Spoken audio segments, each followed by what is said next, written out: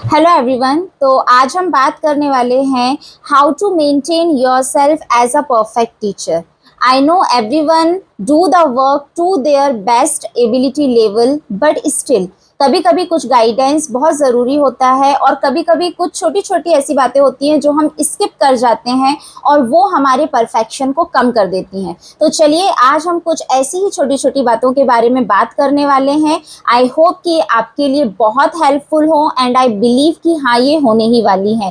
तो वीडियो शुरू करने के पहले जल्दी से कर दीजिए लाइक, शेयर और सब्सक्राइब मेरे चैनल को अगर आप मेरे चैनल पे न्यू हैं। तो सबसे पहले जो चीज़ आपको करनी है, सेशन स्टार्ट होते ही आपको जो जो क्लासेस मिली हैं उस क्लास की जो स्ट्रेंथ है, ओके, आप एक रजिस्टर लीजिए और उसमें आप सारे बच्चों का नेम नोट डाउन कर लीजिए।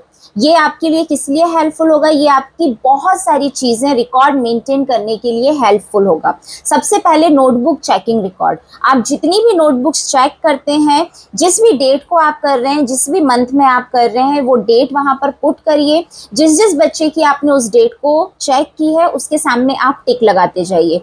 इसके बाद प्राइमरी क्लासेस में हमें बुक भी चेक करनी होती हैं and it is really tough to manage the record. हम इतने सारे बच्चों का रिकॉर्ड याद नहीं रख सकते हैं। मे भी हो सकता है आप में से बहुत सारे लोग कर रहे होंगे और भी बहुत अच्छी डिटेल्स आने वाली हैं, तो वीडियो को पूरा देखिएगा। तो आप इसमें बुक रिकॉर्ड भी मेंटेन कर सकते हैं। अब इससे होगा क्या, द पर्टिकुलर डे जब आपने बुक या नोटबुक चेक की थी, अगर उस दिन कोई बच्चा एब्सेंट है और अगर वो 2-3 दिन बाद भी आता है तो आप इजीली उस बच्चे के नाम को फाइंड आउट करके और उसकी नोटबुक या बुक को करेक्ट कर पाएंगे और इस तरीके से आपकी कोई भी बुक या नोटबुक लेफ्ट आउट नहीं होगी।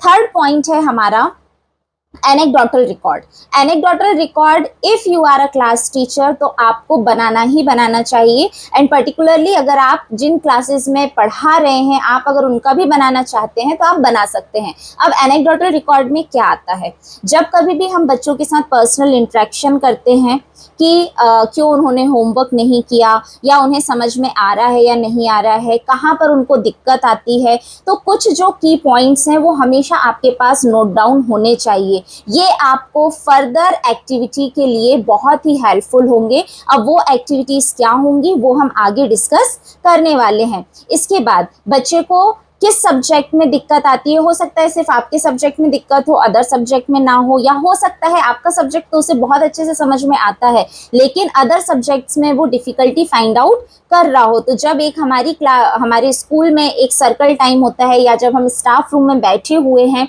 तब हम अदर सब्जेक्ट टीचर्स से भी ये चीज़ डिस्कस कर सकते हैं and somewhere it is very helpful for the overall development of a child. इसके बाद फिफ्थ पॉइंट है हमारा गिव द रिटर्न नोट। अब रिटर्न नोट्स मीन्स किस बारे में, अगर बच्चा रेगुलरली होमवर्क नहीं कर रहा है, वो आपकी बात नहीं मान रहा है या फिर वो नोटबुक बुक को अच्छे से मेंटेन नहीं करता है, आप उसे राइटिंग इंप्रूव करने बोल रहे हैं, आप उसे 1 पेज हैंड राइटिंग करके लाने बोल रहे हैं और XYZ आप जो भी इंस्ट्रक्शंस उसे दे रहे हैं, अगर वो कंप्लीट नहीं कर रहा है, आपको हर कन्वर्सेशन रिटर्न में रखना है, ब्लैक एंड वाइट रखना है। चाहे आप गवर्नमेंट स्कूल, वेरी इंपॉर्टेंट, ये मैंडेटरी है ही है क्योंकि जब आपसे फर्दर पूछा जाएगा कि आपने इसके इम्प्रूवमेंट के लिए क्या किया, आपने इसके लिए कौन से स्टेप्स लिए, तब आपके पास ये प्रूफ होना चाहिए कि मैं रेगुलर पेरेंट्स के साथ कम्युनिकेशन में थी, इस बच्चे ने किया, इस बच्चे ने नहीं किया, और जो भी XYZ आपके पास इंफॉर्मेशन रहेगी आप उसको वैलिड प्रूफ के साथ आपके मैनेजमेंट के सामने या फिर एक और कहाँ पर आपको ये हेल्पफुल होगा वो मैं आपको बताने वाली हूँ। इसके बाद आप जो भी एक्टिविटीज क्लास में करवाते हैं उसका आपके पास रिकॉर्ड होना चाहिए। Now if the strength is more than 30 और मोर देन 25, आई नो एक 40 या 45 के मिनट्स के पीरियड में सारे बच्चों को एक्टिविटी के लिए कवर अप करना पॉसिबल नहीं होता है, तो आप क्या करेंगे, आप हमेशा अपनी एक्टिविटीज़ का रिकॉर्ड रखिए। इस डेट को आपने इस एक्टिविटी में इतने बच्चों को कवर अप किया है तो नेक्स्ट एक्टिविटी में बाकी जो बच्चे कवर अप नहीं हो पाए हैं वो होने ही चाहिए। इस तरीके से हर बच्चे को हर एक्टिविटी में पार्टिसिपेट करने का चांस मिलेगा और वो कहीं भी नेग्लिजिबल फील नहीं करेंगे। इसके बाद क्लास में आपसे कोई भी बच्चा कोई भी क्वेश्चन पूछता है, डोंट स्किप।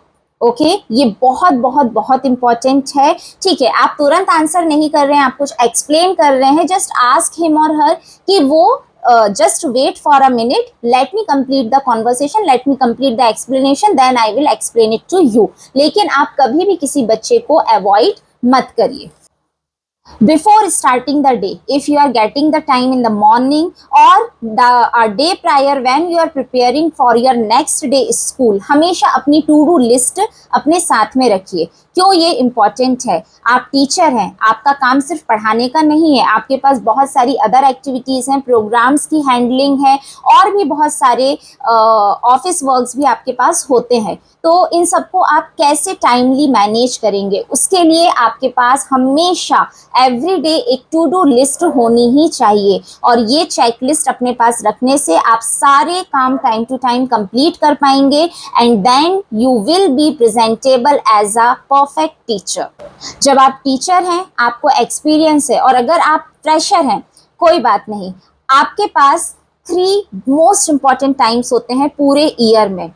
एक होता है आपकी समर वेकेशन, सेकंड आपका होता है जो आपको एक्स्ट्रा हॉलीडेज या अदर हॉलीडेज मिलते हैं, और थर्ड आपका होता है आपके free periods. May be sometimes arrangement लग जाते हैं बट मैक्सिमम हमें ये मिलते ही मिलते हैं। So how to use these timing wisely? आपको क्या करना है? आपको हमेशा अपना मार्किंग स्कीम, आपका पेपर पैटर्न, आपका सिलेबस और आपके पेपर्स एडवांस हैंड तैयार करके रखना ही रखने हैं। अगर आप ऐसा करते हैं, आपका लेसन प्लान बहुत इजी हो जाता है। अगर एट अ टाइम उसमें कोई चेंजेस भी करने पड़े तो आप मैनेजेबल होंगे, क्योंकि आपको पता होगा कि आपको एग्जाम में क्या देना है और उसके अकॉर्डिंग आपको चेंजेस क्या करने हैं। लेसन प्लान से रिलेटेड वीडियो मैं ऑलरेडी अपने चैनल पर अपलोड कर चुकी हूँ। अगर आपको कोई भी कंफ्यूजन है लेसन प्लान से लेकर, आप उस वीडियो को देख सकते हैं, उसका लिंक भी मैं इसके डिस्क्रिप्शन बॉक्स में ऐड कर दूंगी। अब ये सारे जो पॉइंट्स हमने डिस्कस किए, ये कैसे आपके लिए हेल्पफुल हैं? इनकी जो मेन 3 कैरेक्टरिस्टिक्स हैं वो ये हैं कि इससे आपकी जो क्लास है वो इफेक्टिव होगी, फ्लॉलेस होगी और प्रोडक्टिव होगी। और यही 3 डिमांड्स तो हमारे मैनेजमेंट की हमसे रहती है। So why not to adopt all these points? If you are already doing, it's really very good. अगर कोई भी एक पॉइंट जिसको आप करते तो थे लेकिन वो इतना मैनेजेबल नहीं था जैसा मैंने बताया है, so please start doing this. अगर ऐसी कोई क्लास है जो आपको फर्स्ट टाइम मिली है या ऑलरेडी आप बच्चों को जानते हैं, so which student should be in your star list? Not the creamy layer students जिनको ऑलरेडी बहुत अच्छे से आता है या जिनकी अंडरस्टैंडिंग बहुत अच्छी है, बट आपको अपनी स्टार लिस्ट में उन बच्चों को रखना है जो बिलो एवरेज हैं। मीन्स उनको कहीं ना कहीं लर्निंग में, कहीं ना कहीं अंडरस्टैंडिंग में कुछ प्रॉब्लम आ रही है। अब जब ये बच्चे आपके स्टार लिस्ट में आ चुके हैं, then what you have to do for their improvement? you should always have the check on them। अब ये चेक कैसे होगा? आपको उनके पेरेंट्स से रेगुलरली, ऑल्टरनेटली कॉन्वर्सेशन करते रहना है। अभी ये होमवर्क कर रहा है या नहीं कर रहा है, आज इसे क्लास समझ में आई या नहीं, आज मैंने बहुत ही इंपॉर्टेंट टॉपिक समझाया था, क्या इसने आके आपको कोई फीडबैक दिया? In this way you have to be keep in touch with the parents. और बच्चे का भी होमवर्क आपको ऑल्टरनेटली चेक करना ही है। इससे बच्चा अटेंटिव बनेगा कि सर या मैम तो मुझे रेगुलर चेक करते हैं और मुझे ये कंप्लीट करना चाहिए। क्योंकि आजकल जो बच्चों में सबसे ज़्यादा नेगेटिव पॉइंट है वो है एम्बेरसमेंट। वो एम्बेरसमेंट बहुत जल्दी फील करते हैं और उससे बचने के लिए वो ज़रूर आपका वर्क कंप्लीट करके लाएंगे और धीरे धीरे उनमें इम्प्रूवमेंट भी होगा। बट यहाँ पर ज़रूरी है नो नेगेटिव वर्ड्स। आपको हमेशा उनको मोटिवेट करना है, भले ही वो बिलो एवरेज बच्चे हों या उन्हें कितना भी प्रॉब्लम आ रहा हो। अब सबसे जो हॉरिबल स्कूल का एक एलिमेंट है वो है पेरेंट्स टीचर मीटिंग। अब मैं हॉरिबल क्यों बोल रही हूँ? क्योंकि कभी कभी कुछ प्लेसेस पर ये बहुत ही प्रॉब्लमेटिक भी हो जाता है। अगर पेरेंट एग्रेसिव है, उसको हैंडल करना, अगर वो कंप्लेंट्स के साथ आया है तो उसके लिए आंसरेबल होना। और फिर हम क्या करते हैं, हम बोलते हैं आप जाके कोऑर्डिनेटर से बात कर लीजिए या प्रिंसिपल से बात कर लीजिए। But why can't you face them? Because what points I have told you in this video, you are somewhere not doing those। तो ये सारे पॉइंट्स आप अडॉप्ट करिए, इससे आपका हर वर्क टाइमली मैनेज होगा और आपके पास सारे रिकॉर्ड्स होंगे और हर वो पॉइंट होगा जो आपको आंसर करना है पेरेंट्स को। पेरेंट्स टीचर मीटिंग में पेरेंट्स कितनी भी चीज़ें आपके सामने लेकर आए, अगर आपके पास ये सारे रिकॉर्ड्स हैं तो आप हर क्वेश्चन के लिए आंसरेबल होंगे और आपकी जो पीटीएम है वो बहुत ही फ्लॉलेस, विदाउट कंप्लेंट और विदाउट एरर के साथ होगी। सो आई होप कि आपको ये वीडियो पसंद आया होगा, ये सारे पॉइंट्स आपके लिए हेल्पफुल होंगे और अगर ऐसा है तो एक बार कमेंट करके ज़रूर बताइएगा और टीचिंग लाइन में जितने भी वीडियोस, जो भी हेल्प मैं आपकी कर सकती हूँ, मैं वो वीडियोस लेकर ज़रूर आऊँगी। पर तब तक के लिए like, share and subscribe and stay tuned with me, that is Raksha's English club. Thank you.